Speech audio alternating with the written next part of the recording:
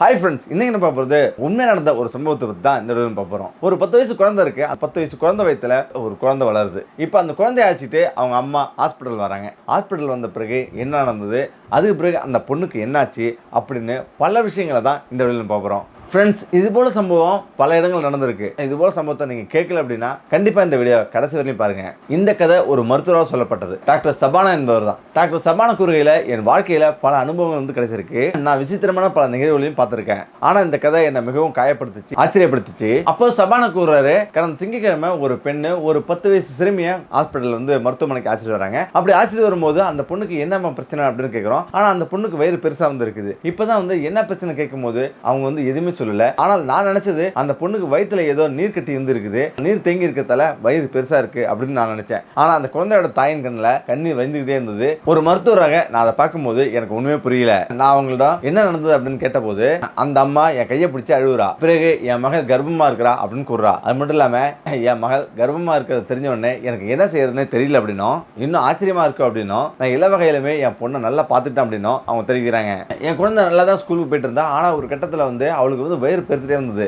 அந்த இடத்துல தான் அல்ட்ராசவுண்ட் ஸ்கேன் வந்து செஞ்சு பார்க்கலான்ட்டு போனேன். அப்ப செஞ்சு பார்க்கும்போது தான் வயிற்றுல வந்து குழந்தை இருக்கிறது தெரிய வந்தது. இதனால தான் நான் உங்கள்கிட்ட வந்தேன் அப்படின்னு சொல்றாங்க. ஆனாலும் அப்புறம் அந்த மருத்துவரே பயங்கரமாக இருந்து போகிறாங்க. 10 வயசுலேயே கர்ப்பமா அம்மா, நீங்கள் வந்து அல்ட்ராசவுண்ட் ஸ்கேன் செஞ்சுருந்தீங்கன்னா கண்டிப்பாக அது வந்து குழந்தைன்னு சொல்லியிருந்தாங்கன்னா அதுதான் உண்மையாக இருந்திருக்கும். இருந்தாலும் உங்களுக்காக நான் இன்னொரு முறை செஞ்சு பார்க்குறேன் அப்படின்னு சொல்கிறாங்க. ஆனால் என் மனசில் பல யோசனைகள் ஓடுது. அந்த குழந்தைக்கு என்ன ஆயிட்டு, இந்த உலகத்தில் எந்த இடத்துலையுமே பெண்களுக்கு பாதுகாப்பே இல்லை அப்படின்னு நான் நினச்சேன் அப்படின்னும் அவர் கூறுறாரு. பிறகு என்ன செய்ய முடியும், குழந்தையோட தாயும் பாவம். அது மட்டும் இல்லாமல் அவரோட கணவர் தெரிஞ்சால் மிகப்பெரிய ஒரு பிரச்சனையாகவும் மோசமானவன் அப்படின்னும் அவங்க தெரிவிக்கிறாங்க. அதனாலே என்னோட கணவரை விட்டு பிரிஞ்சு நான் ரொம்ப நாள் வெளியிலேயே தங்கியிருந்தேன் அப்படின்னு சொல்றாங்க. ஆனா என் கணவனுக்கு என் வீட்டை விட்டு எந்த ஒரு கவலையும் கிடையாது, அவன் எங்களை பார்க்கறதே கிடையாது அப்படின்னு சொல்றாங்க. இது ஒரு விதத்துல எங்களுக்கு சாதமா இருந்தது. அதனாலதான் என் பொண்ணுக்கு இந்த அளவுக்கு வரலையும் நான் அவங்களை பாதுகாத்தேன் அப்படின்னு சொல்றாங்க. ஆனாலும் அவன் படிக்கும் பள்ளி மிகவும் நல்ல பள்ளி. அது மட்டும் இல்லாம அங்க உள்ள அனைத்து ஆசிரியரும் ரொம்ப நல்லவங்க. அங்க எந்த மாதிரியான மோசமான நிகழ்வும் நடக்கிறதில்லை அப்படின்னும் அவங்க தெரிவிக்கிறாங்க. ஆனா உண்மையிலேயே இது எப்படி நடந்ததுன்னு எனக்கு ஆச்சரியமா இருக்கு அப்படின்னும் அவங்க தெரிவிக்கிறாங்க.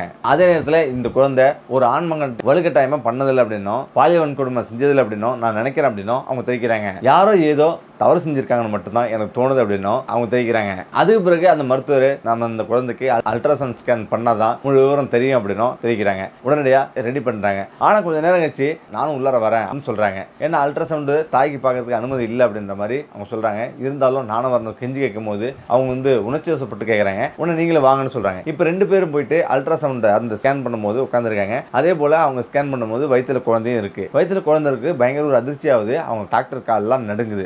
ஏன்னா இந்த 10 வயசுலேயே இப்படி குழந்தை வந்து வயிற்றுல இருக்கா அப்படின்னு அவங்க வந்து அதிர்ந்து போகிறாங்க.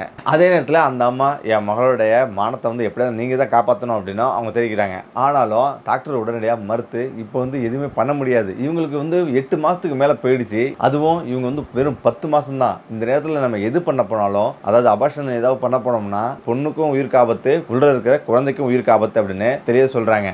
ஆனாலும் அவங்க சொல்கிறது அவமானங்களை பற்றி நீங்கள் பேசுகிறீங்க. ஆனால் அவள் வந்து சின்ன பிள்ளை, அவ என்ன குற்றம் செஞ்சுட்டா, நீ ஏன் முகத்தை மறைக்கிற, உங்களுடைய குழந்தைய சுற்றி என்ன நடக்குதுன்னு கவனிச்சிங்களா அப்படின்னு கேட்குறாங்க. முக்கியமா இதுக்கு மேலே வந்து உங்கள் குழந்தைய நல்லா கவனிச்சிக்கிங்க. எக்காரணத்தை மட்டும் வந்து யாரிடமும் தனியாக வந்து விடாதீங்க. அதே சமயத்தில் எப்பொழுதும் உங்களுடைய கண்காணிப்பிலே இருக்கணும் அப்படின்னு சொல்கிறாங்க. ஆனால் அவங்க என்ன சொல்கிறாங்கன்னா, இதுக்கு முன்னாடியும் என்னுடைய கண்காணிப்பில் தான் எப்போதும் இருந்தா அப்படின்னும், நான் ஒரு நிமிஷம் கூட அவளை தனியாக விட்டு பிரிஞ்சதில்லை அப்படின்னும் அவங்க சொல்கிறாங்க. ஆனாலும் அல்ட்ராசவுண்ட் ஸ்கேன் பார்த்த பிறகு இது குழந்தை இருக்கிறது உறுதியாயிடுச்சு. இந்த நேரத்தில் நம்ம எதுவுமே பண்ண முடியாது. இந்த நேரத்தில் குழந்தை ஏதாவது செய்யணும்னு நம்ம நினைச்சா கூட உங்கள் குழந்தை இறந்துரும் அப்படின்னு சொல்றாங்க. அவங்க 2 பேருமே ஒரு நொடியில இறந்து போவாங்க அப்படின்னு சொல்றாங்க. மேலும் நீங்க கவனமா இருந்தா எல்லாம் சரியாயிடும், இல்லைன்னா மிகப்பெரிய பிரச்சனையை சந்திக்கிற மாதிரி வரும் அப்படின்னு சொல்றாங்க. நீங்க ஒரு குழந்தையின் தாய், யாரு உங்களுடைய 10 வயது குழந்தைய இப்படி செஞ்சிருக்காங்க அப்படின்னு நீங்க கண்காணிங்க.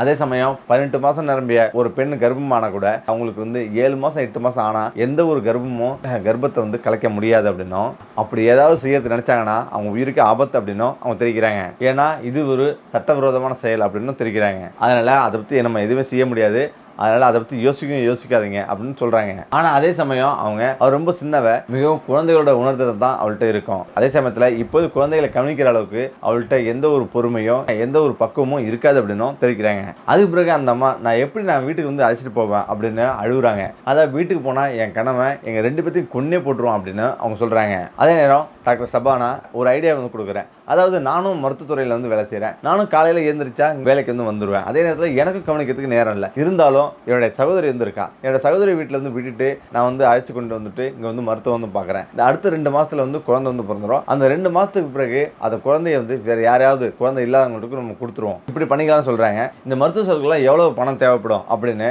அந்த பொண்ணோட அம்மா வந்து கேட்குறாங்க. அதுக்கு பணம்லாம் நீங்கள் எதுவுமே தர வேண்டாம், பணத்தை அனைத்து செலவுகளையும் நானே பார்த்துக்கிறேன் அப்படின்னு அந்த மருத்துவர் சபானா தெரிவிக்கிறாங்க. உங்களுக்கு நான் இந்த உதவி செய்கிறேன் அப்படின்னு சொல்கிறாங்க. அப்போ அந்த பொண்ணுகிட்ட, பாப்பா நீ ஸ்கூலுக்கு போனியா, அப்படி ஸ்கூலுக்கு போகும்போது யாராவது தவறாக நடந்துட்டாங்களா அப்படின்னு மருத்துவரே கேட்குறாங்க. இல்லை அப்படின்னு சொல்கிறாங்க.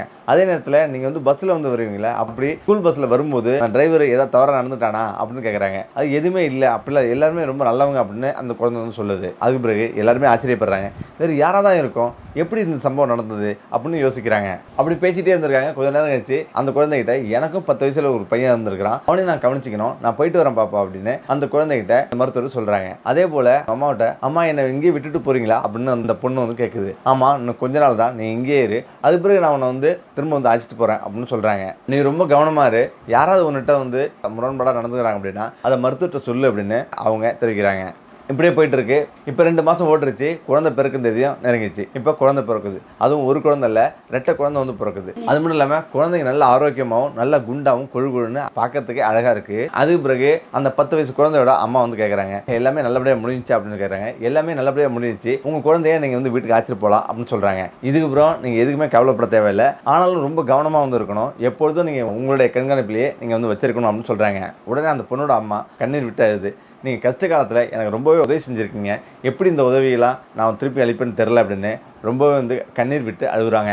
ஒருவேளை நீங்கள் இல்லைன்னா நான் மிகப்பெரிய ஒரு கஷ்டத்தில் வந்து மூழ்கியிருப்பேன். அதாவது என்னுடைய கணவருக்கு இந்த விஷயம் எதுவுமே தெரியாது. அப்படி தெரிஞ்சிருந்தா அவன் எங்களை 2 பேர்த்தையும் ஒரு வழி பண்ணிருப்பான், நாங்கள் வந்து உயிரோடவே இருந்திருக்க முடியாது. ஆனால் தற்பொழுது வந்து எங்களை நீங்கள் காப்பாற்றுறீங்க அப்படின்னு ரொம்ப நன்றி கூறிட்டு அவங்க வந்து வீட்டுக்கு வந்து புறப்படுறாங்க. வீட்டுக்கு புறப்பட்டு திரும்பவும் வந்து இயல்பான வாழ்க்கையை வாழ்கிறாங்க. அந்த குழந்தைகளும் நல்லா வந்து வளர்ந்துருது. இந்த இடத்துல தான் அந்த மருத்துவர் ஒரு 8 மாதம் கழிச்சு அந்த 10 வயசு சிறுமியை பற்றி யோசிக்கிறான். அந்த சிறுமி எப்படி இருப்பான் அப்படின்னு யோசிச்சுட்டு இருக்கும்போது அந்த சிறுமியும் அவங்க அம்மாவை கூப்பிட்டு அப்படியே வராங்க. அவங்க வரும்போது பயங்கர ஒரு ஆச்சரியம், அதிர்ச்சி.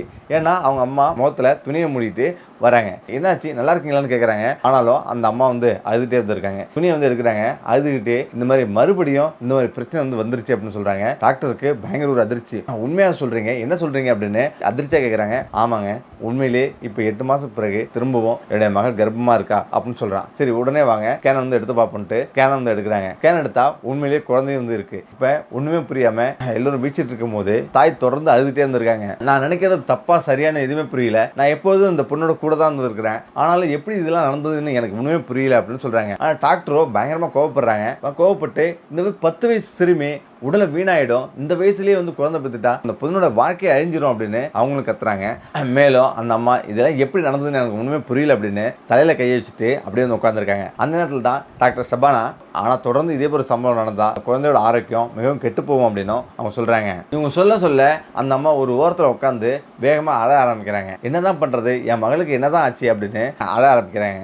மேலும் மருத்துவர், உங்க வீட்டுக்கு யாராவது வந்தாங்களா, இல்ல வேற எங்கேயாவது விருதுக்கு ஏதாவது சென்றாங்களா, ஸ்கூலுக்கு வந்து தனியா விட்டீங்களா அப்படின்னு பல விதங்களில் விசாரணை பண்ணுறாங்க. ஆனாலும் அவங்க எதுவுமே வந்து நடக்கலை அப்படின்னு என்னோட கண்காணிப்பிலே இருந்து இந்த குழந்தை வந்து இருக்குது அப்படின்னும் அவங்க தெரிவிக்கிறாங்க. என்ன மாதிரி மருந்துலாம் நீங்கள் கொடுத்தீங்க, ஏன் இப்படி மீண்டும் இதெல்லாம் நடந்துட்டு வருது அப்படின்னு அவங்க பல விதங்களில் விசாரிக்க ஆரம்பிக்கிறாங்க. அவங்க பள்ளிக்கு அழைச்சி சென்றதுலேருந்து அவங்க வந்து வீட்டுக்கு அழைச்சிட்டு வர வரலையும் அனைத்து விஷயங்களையுமே சொல்லி முடிக்கிறாங்க. அந்த நேரத்தில் தான் மருத்துவமனையில் யாரோ கதை வந்து தட்டினாங்க.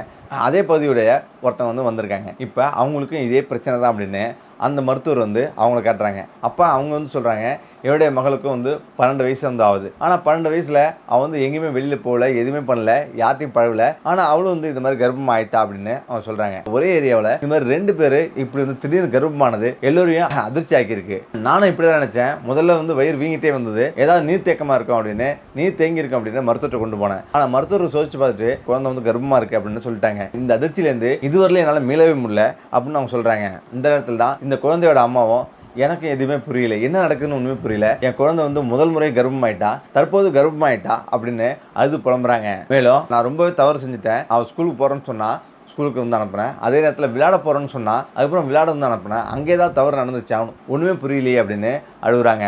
ஆனாலும் இருவரும் பள்ளி பருவத்திலேருந்து ஒரே மாதிரியே வந்து வளர்ந்தவங்க. அதனால தான் அவங்க சந்திக்கும் போது இதில் ஏதோ ஆச்சரியமான நிகழ்வு இருக்குது அப்படின்னு அவங்க புரிஞ்சுக்கிறாங்க. அதே போல் சரி அந்த குழந்தை இங்கே இருக்கட்டும் அப்படின்னு சொல்கிறாங்க. ஆனாலும் மறுநாள் விடுமுறை, நாங்கள் வந்து வெளியில் போகிறோம் அப்படின்னு சொல்கிறாங்க. ஆனாலும் நீங்கள் வெளில போக வேணாம், ஆய்வு பண்ணணும் அப்படின்னு யோசிக்கிறாங்க. ஒரு ஸ்கூல் லீவு நாளில், விடுமுறை நாளில் நான் வந்து அந்த பள்ளிக்கூடத்துக்கு போனேன். அப்படி என்னதான் இங்கே நடக்குது அப்படின்றத பல விதங்களில் நான் ஆய்வு பண்ணேன். அப்போ வந்து காவலர்கள், தோட்டக்காரர்கள் எல்லாருமே நல்லவங்களாக தான் வந்து இருந்தாங்க. ஆனாலும் எனக்கு ஒருத்தர் மேலே தான் ரொம்ப சந்தேகம். ஸ்விம்மிங் பூலில் வந்து க்ளீன் பண்ணுற ஒருத்தர் மேலே தான் எனக்கு சந்தேகமாக இருந்தது. அதில் கொஞ்சம் ஒளிஞ்சிக்கிட்டு என்ன பண்ணுறாருன்னு பார்த்துருந்தேன். அந்த நேரத்தில் தான் அவர் மறைமுகமாக அந்தரங்க விஷயங்களை அங்கே வந்து பண்ணிட்டு இருந்தார். அவர் அந்த நீச்சல் குளத்தில் தண்ணீர் உள்ளே உட்கார்ந்து தவறான செயல்களை செய்தார் அப்படின்னும் அவங்க தெரிவிக்கிறாங்க.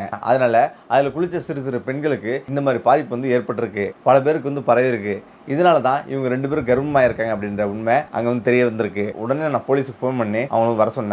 வந்துட்டு தீவிரமாக விசாரிக்கணும்னு சொன்னேன். அதே போல் விசாரிக்கும் போது அவர் பல வருஷங்களாகவே இந்த மாதிரி விஷயத்தில் இவர் தண்ணீரில் ஈடுபடுறதா அவர் சொன்னார். அதுக்கு பிறகு தான் எங்களுக்கு முழு விளக்கமும் புரிஞ்சுது அப்படின்னும் அவங்க சொல்கிறாங்க. பின்னர் போலீஸாரும் அவர் வந்து தீவிரமாக விசாரணை பண்ணி ஜெயிலில் இருந்து அடைச்சிட்டாங்க. ஓகே நண்பர்களே, மீண்டும் அடுத்த சந்திப்போம். நன்றி, வணக்கம்.